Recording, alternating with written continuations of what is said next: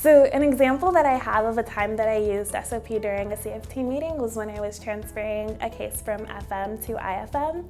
And unexpectedly, the 8-year-old youth came to the CFT meeting, which I wasn't expecting. So my initial thought was to bring down a puzzle that I have, because I usually keep games and other things at my desk when I go to home visits.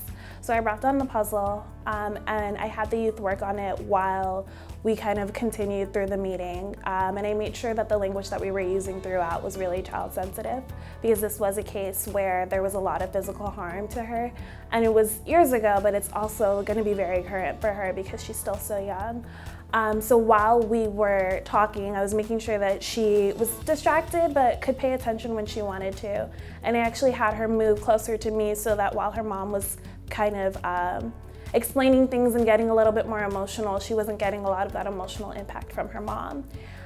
So we were working on the puzzle as the CFT was going on, and every now and then she would pop in.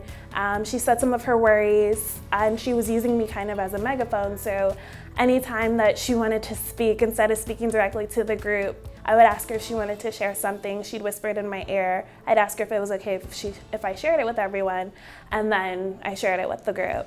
And as the meeting went on, because CFTs tend to be an hour to 2 hours, and that's a lot for an 8-year-old, we had little wiggle breaks for her. There was a time where her mom was getting really emotional and started crying, and I asked if she wanted to do a little cheer for us, so she had a little 2-minute cheer break. And as the CFT meeting went on, she also shared some of the people that were in her mom's support network that her mom actually forgot to include. And she helped us really kind of hone in the case plan and the goals that she wanted, and it was really important because we were hearing them directly from the youth who was going to be kind of the one that was supposed to be taken care of once the case closed.